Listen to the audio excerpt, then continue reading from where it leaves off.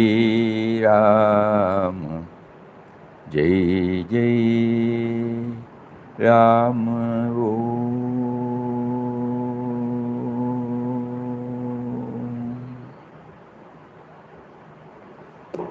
Om Shri Ram, Jai Ram, Jai Jai Ram. Hari Om to everybody. Hari Om. Hari Om, Hari Om. Pardon? Hari Om, Hari Om. Where are we now?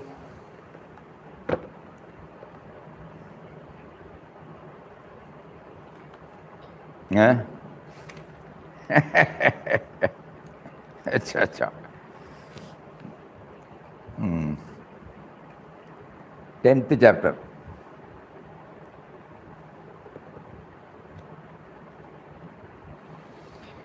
While going through this chapter,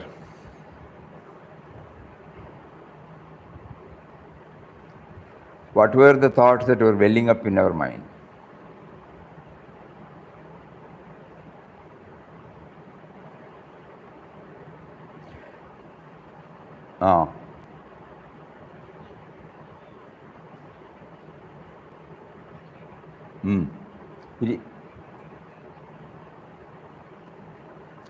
Kadri Hills, he came back later, you know.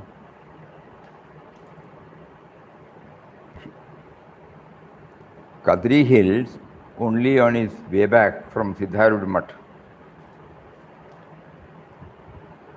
This experience in the Tiruvannamalai cave was the first of its kind in his life.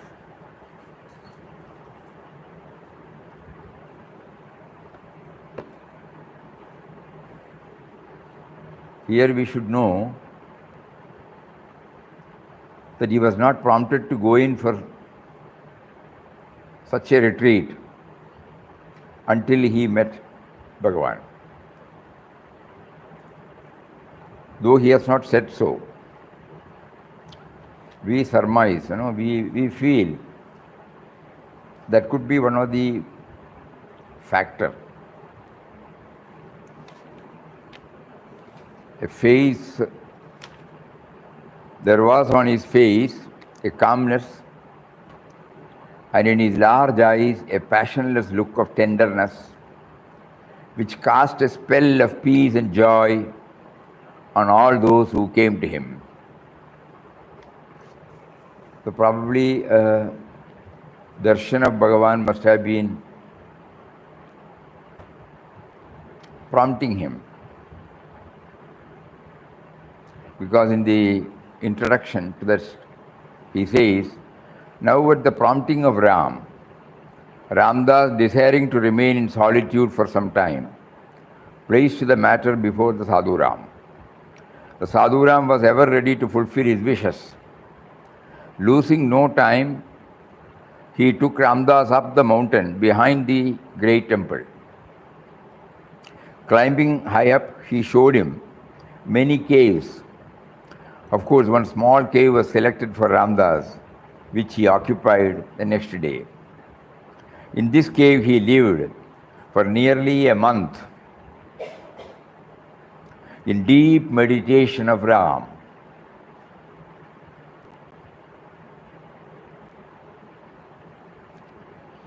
This was the first time he was taken by Ram into solitude for his bhajan. Now he felt most blissful sensations since he could hear hold undisturbed communion with Ram. He was actually rolling in a sea of indescribable happiness.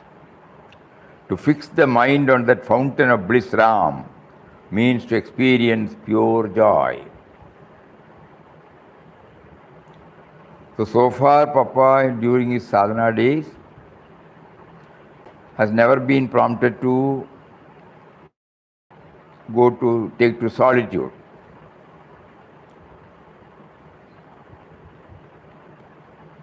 We as devotees or spiritual aspirants, what are we to take from this?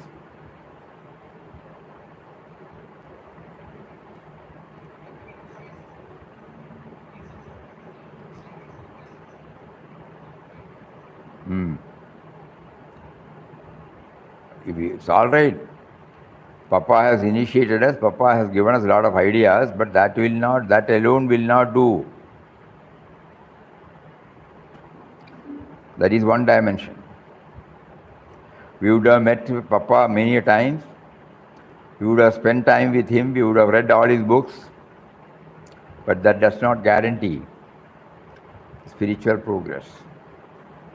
Unless we make our own efforts.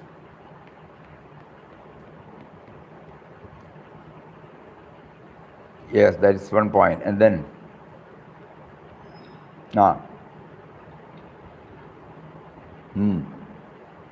undisturbed communion. Because if we are not in solitude, we like to do certain, by some device, we try to commune with him, but then somebody comes, we have to attend on him, somebody talks, we have to reply. So there won't be any undisturbed communion. So here Papa uses the word undisturbed communion.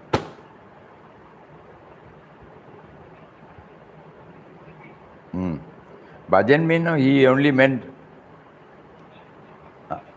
bhajan, he used the word bhajan, but before that he has used the word deep meditation. So that includes nam. Correct. So what do we take? That is his sadhana. He attained. As devotees, as spiritual aspirants, then the question comes, how can we take to solitude? What is the practical suggestion? No?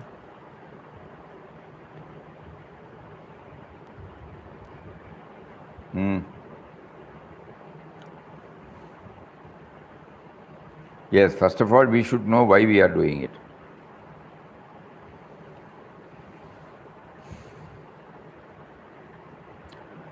So the suggestion is that we had shared this, even when we are living in a city,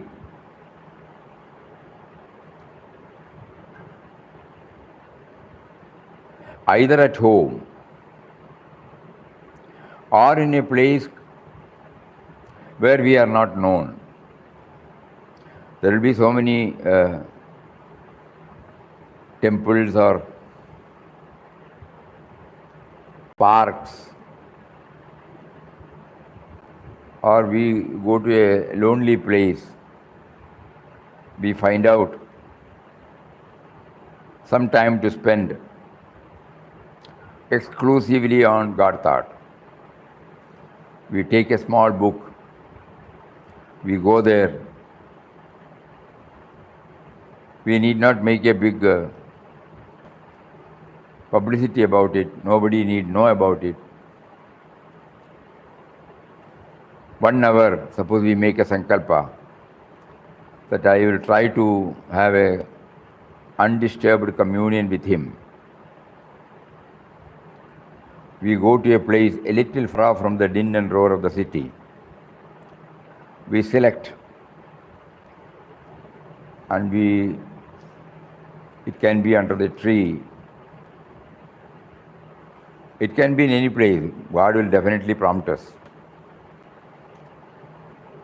You remember we were sharing in our Madras days, Puja Swami Chinmayananda ji used to ask us to go on spiritual picnic. So Saturday evening we go, and Sunday evening we come back in a far off place with a simple living routine, more time on individual sadhana and collective sadhana, both are there.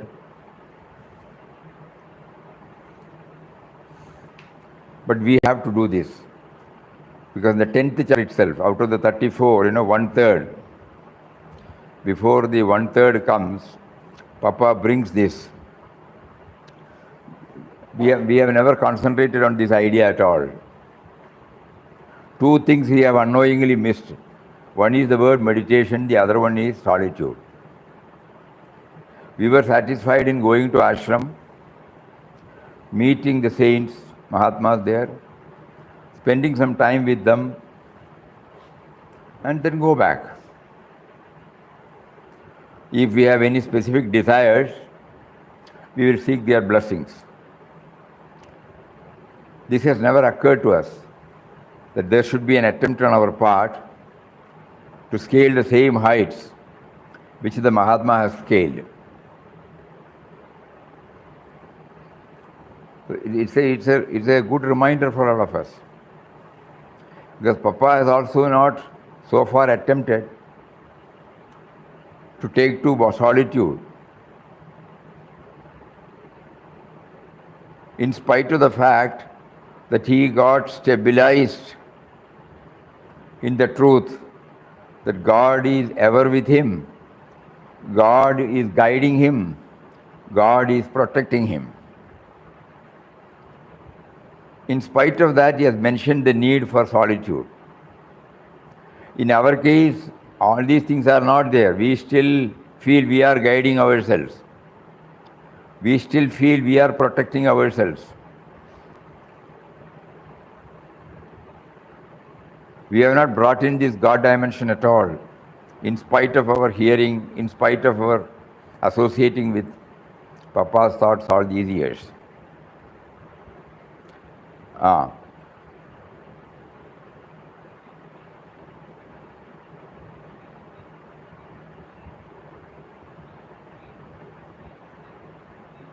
Wherever we are. If when we deeply desire for it, we will find a time and a venue. It can be in your own home, where nobody disturbs you. Suppose you are a retired person. You don't have a commitment to reach the office, So you are free to yourself. It is possible. It is certainly possible for retired people. Easy for them. Whatever they feel like. What is more important is the undisturbed communion. We develop a dialogue with him. The practical way will be, suppose you read a few lines from In Quest of God or Thus Speaks Ramdas or Glimpses of Divine Wish. Something like that, one or two paragraphs we read to put the mind on those lines. And then we slowly start our chatting.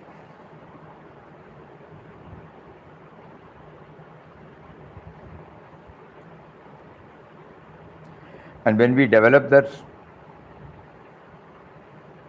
we will develop a taste for it.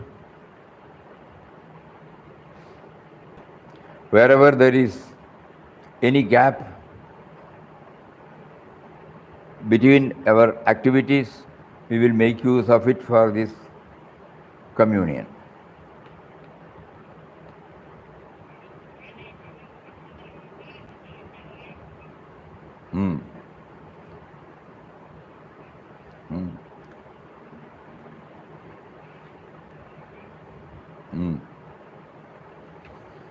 Simple living. The message is that, rest of things are his. So the message for us is simple living and communion with him, meditation on his attributes. That will be an ideal one. So once in 15 days or once in a month, suppose we make an attempt silently, it might be possible. Papa is giving us a clue now. We should not live like that. So far we did not explore all these things. But In Quest of God directly initiates us into such practices.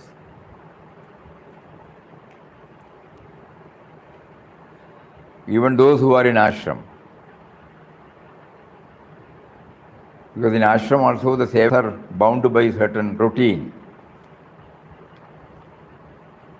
And in that routine, many a times we fail to remind us why we have come here. Because to us the routine becomes important, not the purpose for which we have taken up the routine.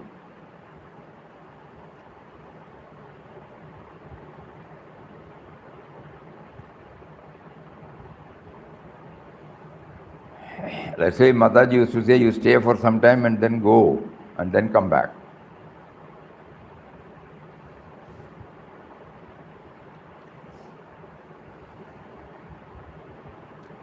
So in the cave, it gives us a lot of such thoughts. Whenever we go out, we have found, even in cities, there are some beautiful places, free from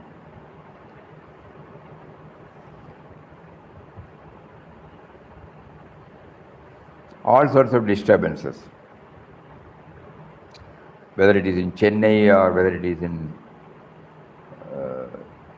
Raipur or anywhere, even in Bombay, Bangalore, there are many such places.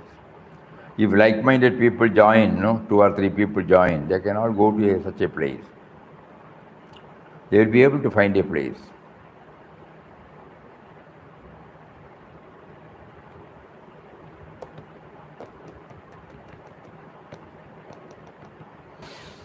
Yes, now we remember in Wayanad, when we were working with the Jain, on every Sunday we used to go for a drive. Wayanad by itself, it is like always you find plantation only. And we have got our own routine, So on Sunday at about 10 o'clock, we fixed a place far off from the road. And there 10 or 15 people will come, bank managers or something. We used to take up, after first read Papa's universal prayer. We came here and took so many copies, and it was distributed. And we start with the universal prayer, and then quietly, for 10 minutes or 15 minutes, intensely, mentally going through the universal prayer. And then probably shares a few thoughts. And after 1 or 1.5 hours, we start. But everybody likes that, because half an hour minimum we sit without making any sound. We sit inside the forest area. At that time it was a forest area, near a lake. There won't be any crowd. No human being will come. We are absolutely to ourselves. And the universal prayer, when we read slowly, that will help us to dwell on the sublime themes brought out by Papa. There even Papa will not be there before us. The form Papa will not be there. The impersonal aspect will be there. And the sense of individuality, we as a sense of individuality pray to that power. O Lord of the universe, O Creator, Protector and Destroyer of the world, I come in all humility to thy holy feet and surrender myself entirely to thee. So when this is repeated slowly, the sense of individuality goes along with the words. That will lead to this meditation. Nothing else will be there. because this prayer itself is all sufficient. Like that, we can devise so many methods. If Papa could do it, we will also be able to do it, provided we pay the same price, the same intensity, same earnestness. We need not take shelter under we are all samsaris, we cannot, no, certainly not. Suppose you fix a date, I will be away for some time on that day. Nobody will disturb you. And that atmosphere will definitely have its own influence on us, rather than in our own home. So here he says, now at the prompting of Ramdas, desiring to remain in solitude for some time, placed the matter before the Sadhu Ram. The Sadhu Ram was ever ready to fulfill his wishes. Losing no time, he took Ramdas up the mountain behind the great temple. Climbing high up, he showed him many caves. Of these, one small cave was selected for Ramdas, which he occupied the next day. In this cave, he lived for nearly a month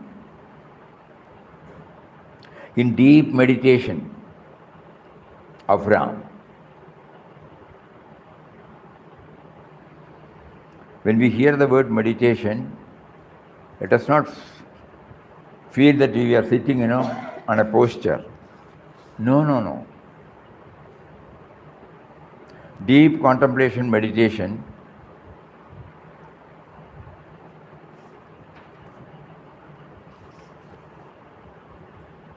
one can have through so many ways. He may be chanting, concentrating on the sound. He may be thinking about the attributes. He may be opening the eyes and see the creation. Wherever the thought goes, the thought will finally end in Ram, the mysterious power. So to dwell on these is meditation. It can be a bhajan. Papa's bhajan, means, chanting as well as contemplating on him. It is not the bhajan that normally we call it as bhajan. That is also called bhajan. So here he says, deep meditation of Ram. This was the first time he was taken by Ram into solitude for his bhajan. Now he felt most blissful sensations, since he could here hold undisturbed communion with Ram. He was actually rolling in a sea of indescribable happiness. To fix on the mind on the fountain of bliss Ram means to experience pure joy. This is meditation. To fix the mind on the fountain of bliss Ram. Later on also we will find whenever opportunities arose, Papa was resorting to solitude. Even in Jhansi, you remember, no? Like that, wherever he gets any opportunity, where there is, even in that Muchukundashram,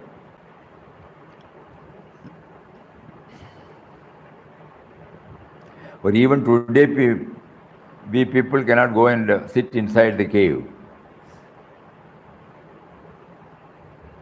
That was the cave used by Papa for his sadhana.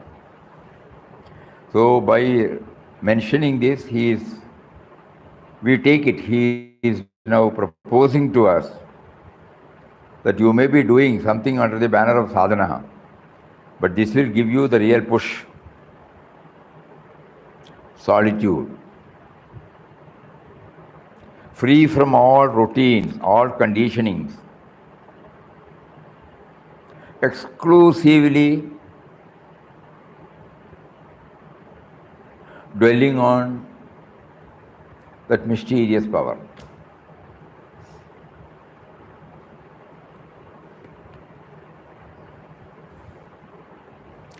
And for that he was leading a very simple life. Food only for one time a day, that too without salt or any other curries or something. So in the daytime he just goes, collects some rice,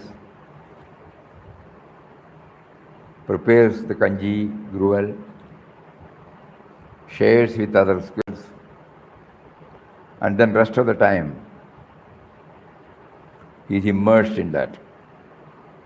So the untold message is such a solitude, undisturbed communion with God. All these are possible when we try to lead a simple life, a very simple life, meager. We must make an attempt. Initially, if not possible by a single person, they can have a group of like-minded persons, say 5 or 6 people, and draw out a routine.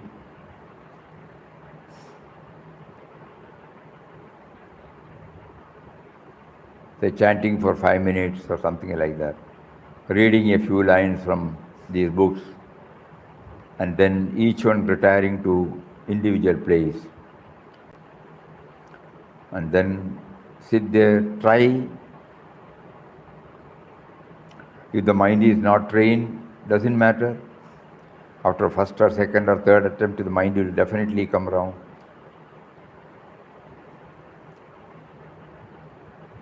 So in sadhana, this is a must. Undisturbed communion with Ram.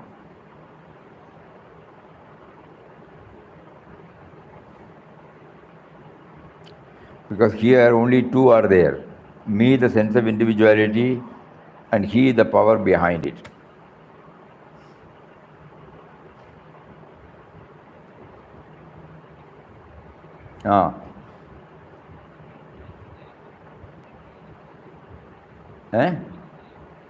Saltless diet.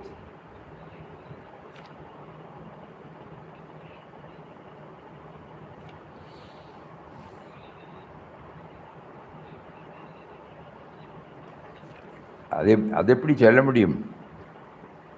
That is how he was able to control his palate.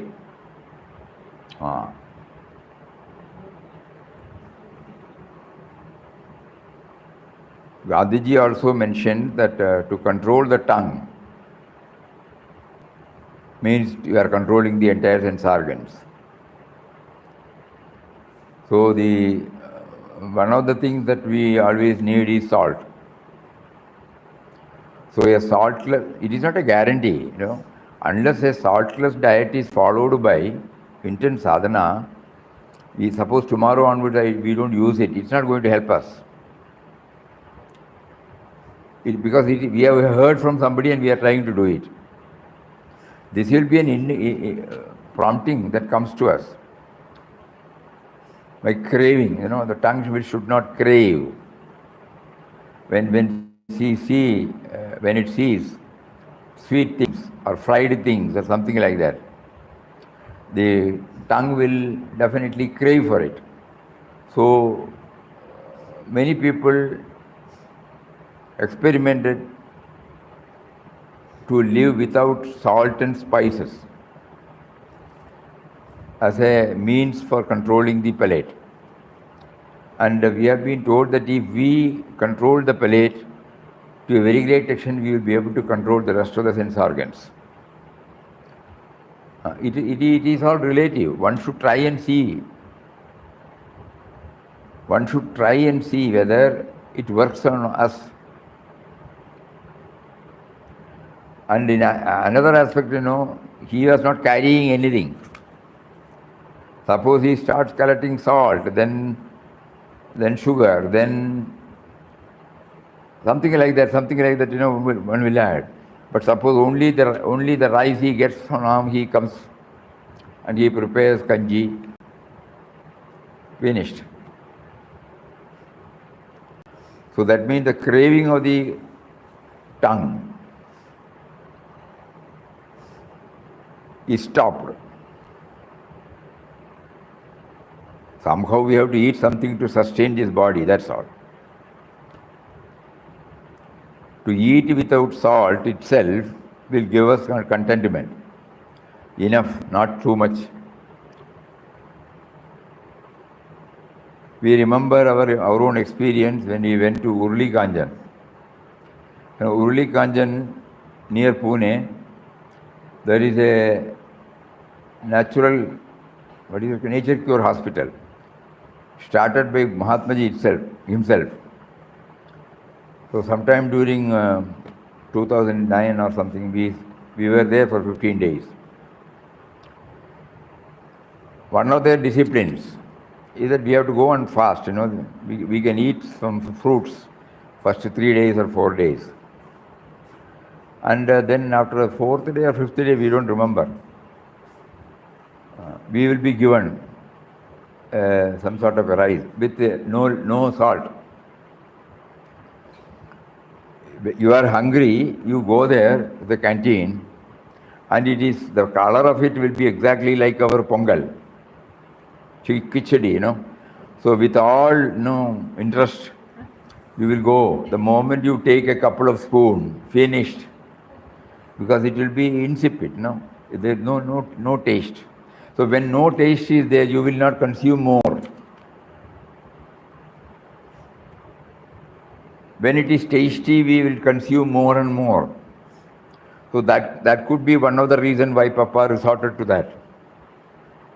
Or Mahatmaji said, control of palate will definitely help in controlling the other sense organs. If we are prompted from within, we can try.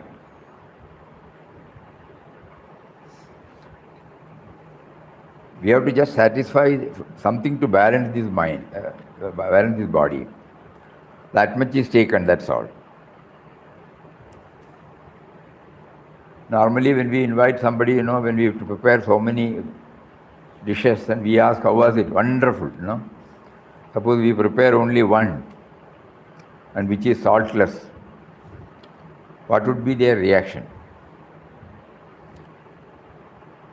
So the more you think about it, you get clearance that a saltless diet not only discourages us from eating more, but also stops its craving.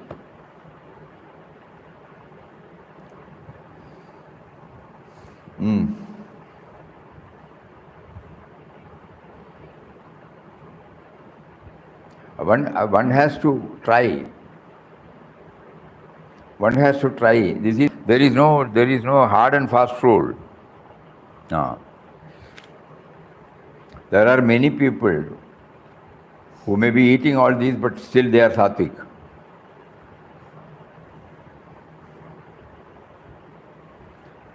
Because these are all relative things, How do we develop that? That is important. It will all definitely help. That much we can say. But let us not think that only this is, no. We devise our own method. No. Silently.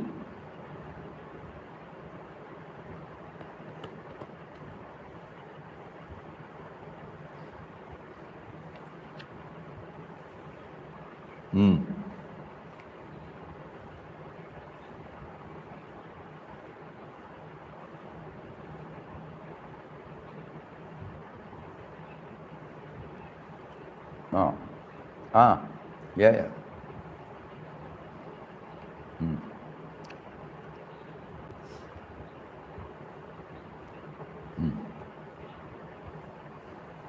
It is not that salt is bad. Everything is the creation of God, and so everything has got a relevance in it. Too much of indulgence on a particular one spoils us, that's all. So we don't belittle the importance of sodium chloride, in our life.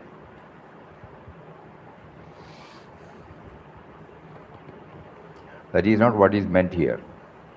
You devise some method by which you can withdraw yourself, lead a simple life, a life which is free from all cravings.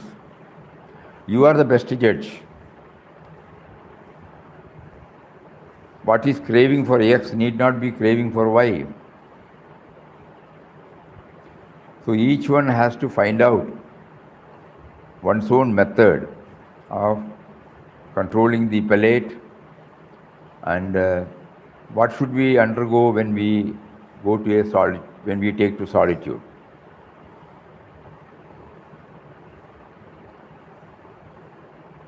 Chapter number 10 keeps on highlighting this aspect.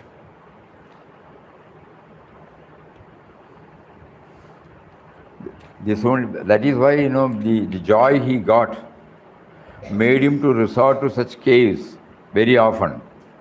And finally he landed in Kadri cave. He must have been there for 1 or 2 years before he started again. And finally his brother made him to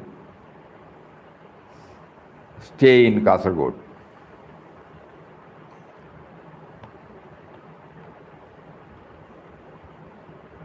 Even the Tiruvannamala cave, it is very difficult for people to go inside. The entrance is so small.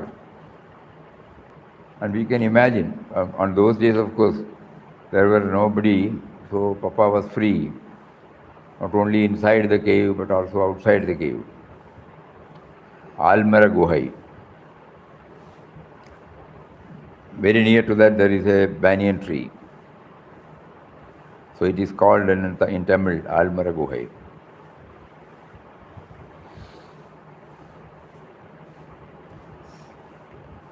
So the question is now this. We concentrate on cave, this and that. What is more important is solitude. Solitude, undisturbed communion with him, and a simple life preceding to it. If a simple life is not there, if the craving has not been stopped, our resorting to a solitude may not bring the desired result.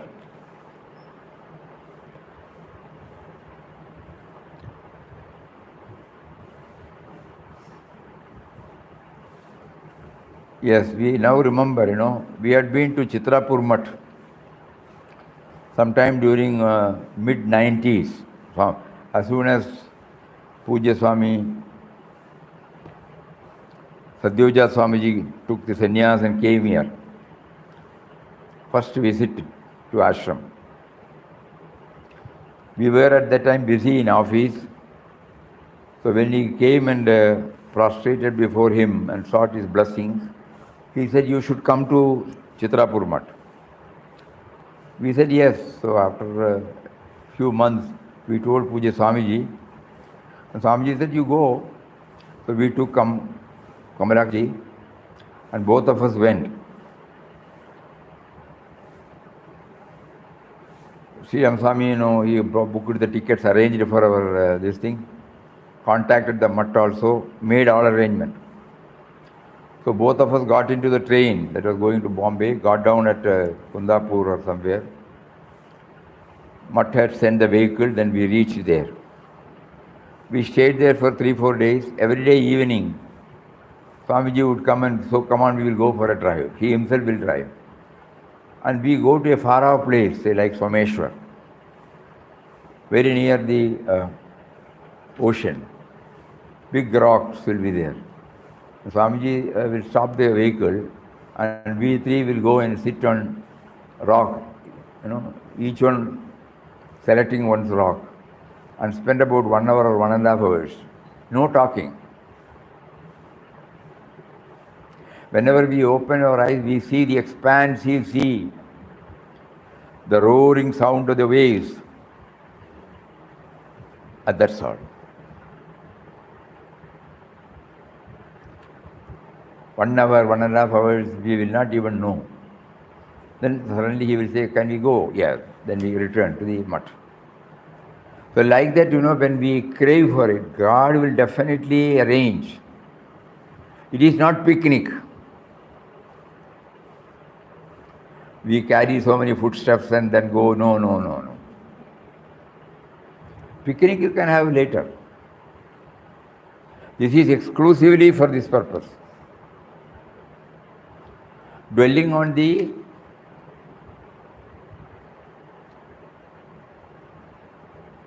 varied creations and trying to commune with him with zero conversation with anybody. No binding.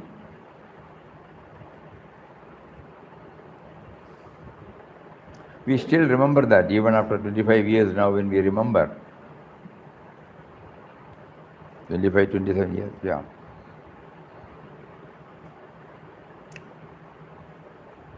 It is so fresh.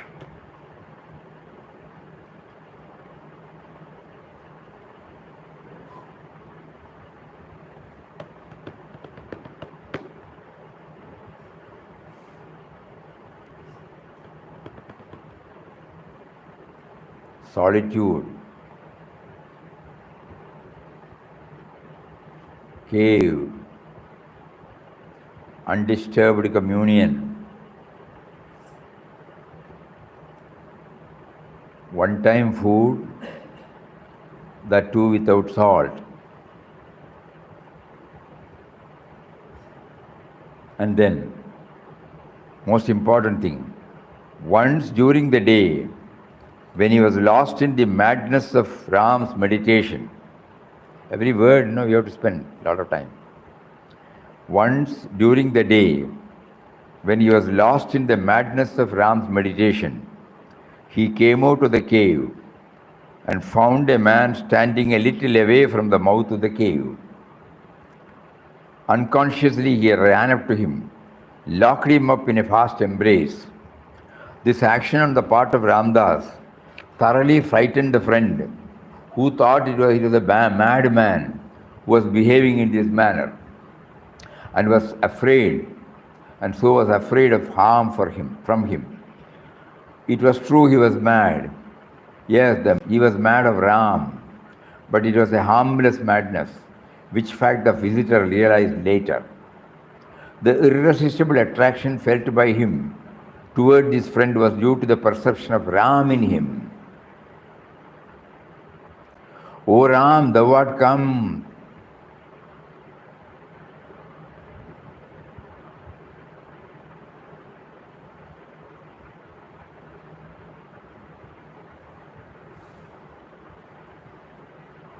So the outcome of the effort is also brought out here. It gives us some clues for us. Otherwise, this also may become a routine, no?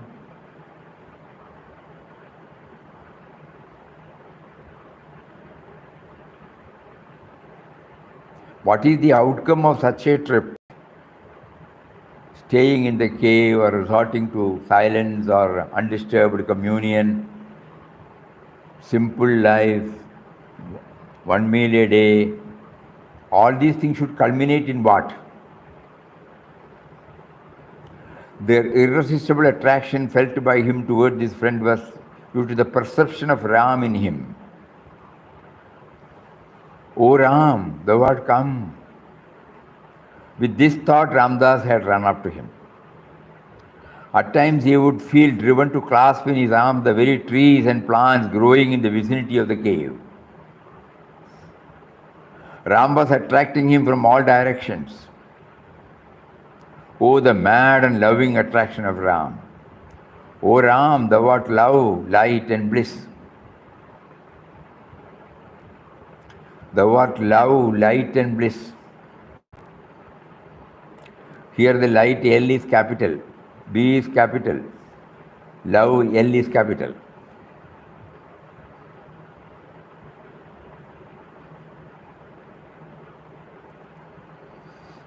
Thus passed his days in that cave.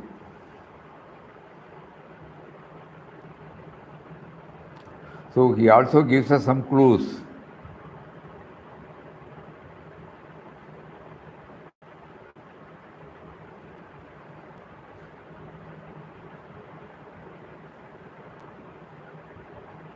It was not simply closing the eyes and sitting. The indwelling reality as well as the all-pervading reality,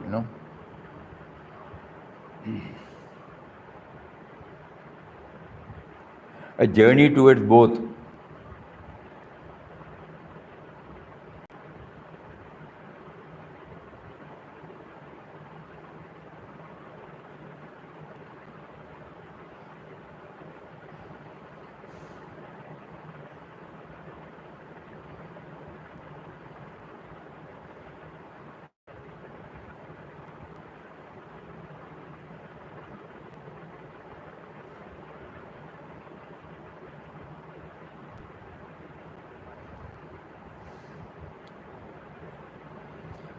At times he would feel driven to clasp in his arms the very trees and plants growing in the vicinity of the cave.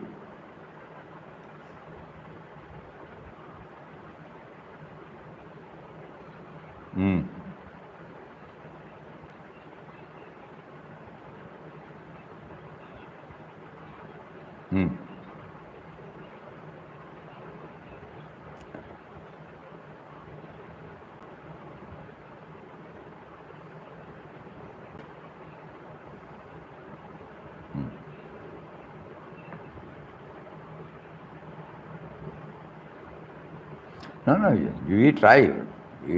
We keep on trying. He is giving us some clues. What we have to concentrate upon is how do I resort to silence? How do I resort to solitude? How can I do it at home? How can I do it at a different place? And what sort of preparation I should make for that particular one? So like that we have to think. Everyone will think. Forget about. We are not worried about the historical part. In this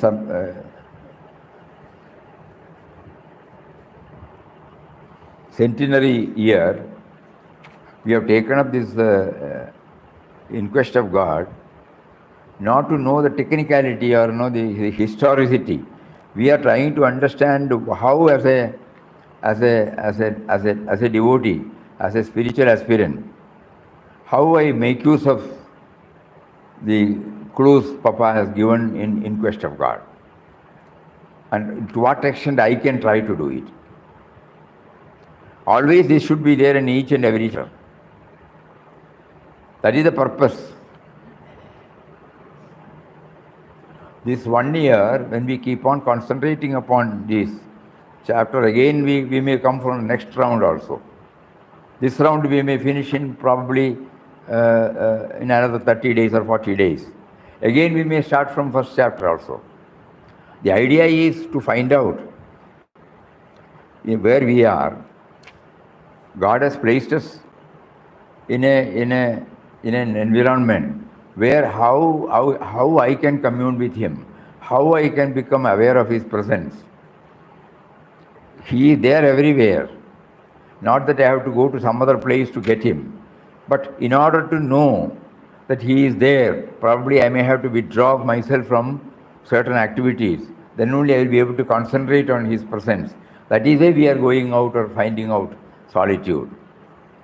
When we have actually had a taste of His presence in the solitude, we will start feeling His presence wherever we are. But initially we need, just like when we were students, when we had to prepare for an examination, we try to withdraw ourselves from our usual routine and concentrate in our room exclusively on the text, prepare ourselves for the examination. Similarly, this is an attempt where we are trying to exclusively concentrate, so that we will know wherever we are to experience His presence.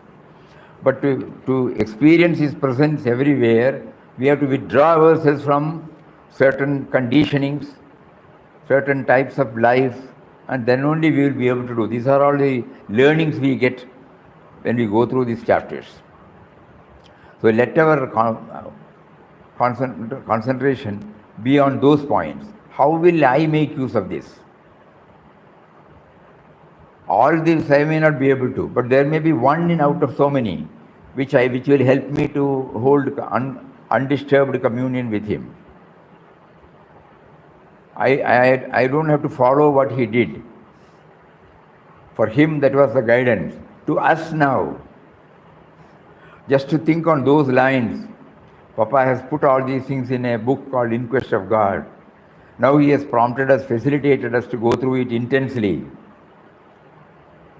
Yesterday, 2 words, the passionless look. What? Passionless look of tenderness. A face of calmness. These 2 occupied probably 10 to 15 minutes yesterday. We were deeply thinking about it. Why? That is the sum and substance of the spiritual, summit. We are removing Bhagavan from the scene. We take it that God made us to go through that particular word and made us to concentrate upon that. That means detached, at the same time loving. Passionless look of tenderness. Tenderness, love, okay. Passionless, detached. This is the ultimate aim of one's life. I must be able to have a detached view, and at the same time I must be loving. Similarly, this revelation comes only when we go through it again and again and again. So what we are trying is, when we go through it again, we are trying to find out how it will help me in my sadhana. I may not be able to follow what all he did. Absolutely not possible. Then why are we going through it? But there are some clues.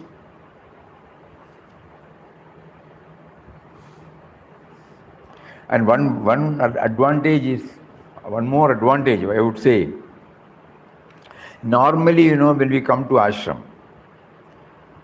and when we, probably those who have seen Papa in body, and those who later on, they have seen only the photos.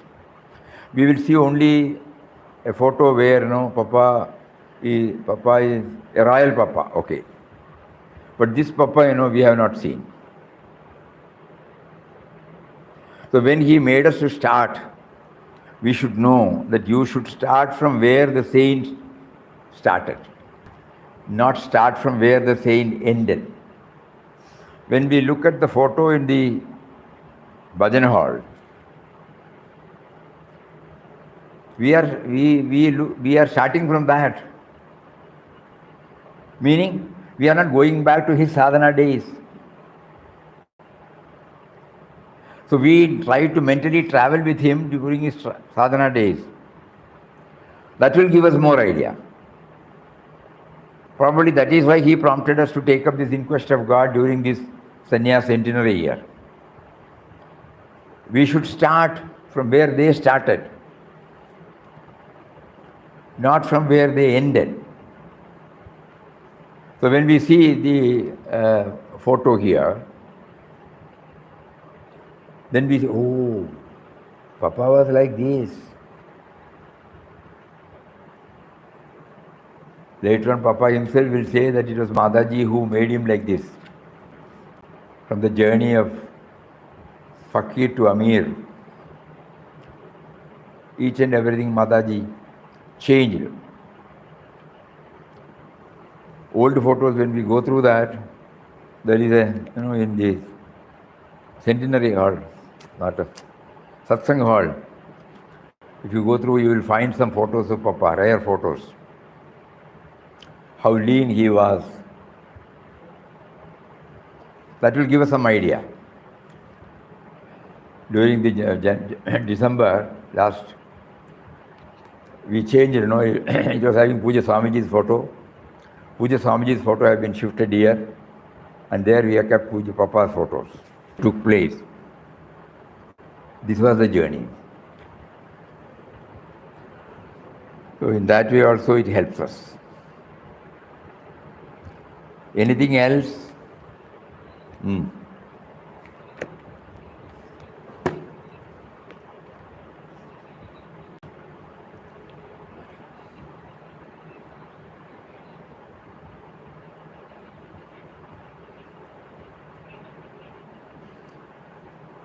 Normally that is how we try to understand attachment.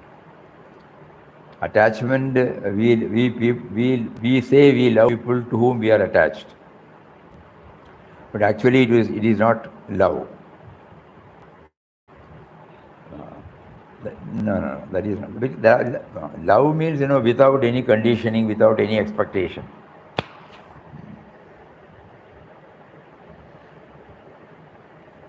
Love is given equally by them to all. So that is why a passionless look of tenderness. Think about all those things. Anything else from this chapter?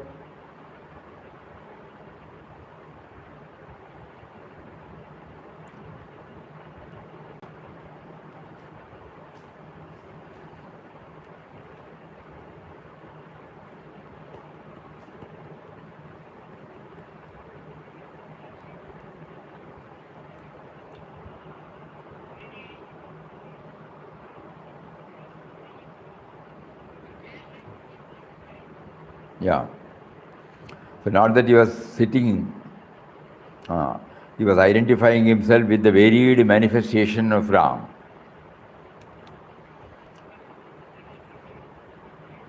Yeah, correct. That's why we said, not only the indwelling reality, the all-pervading reality. Both. Meditation on these. Identifying Ram in everything is called meditation. Okay. So not only inside, behind our thought, but as also the varied manifestation that is kept before us. Viksha. Yeah. A very, very thought-provoking chapter for all of us. No. Amam. Correct.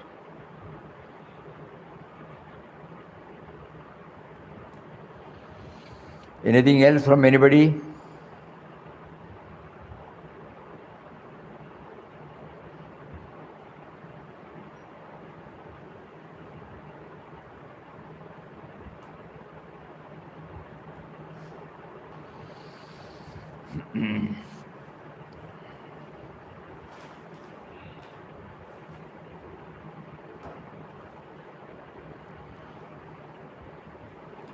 Everybody will be immersed in thinking about it. Very good. Hari Om. Om Shri Ram Jai Ram Jai Jai Ram Om Shri Ram Jai Ram Jai Jai Ram Om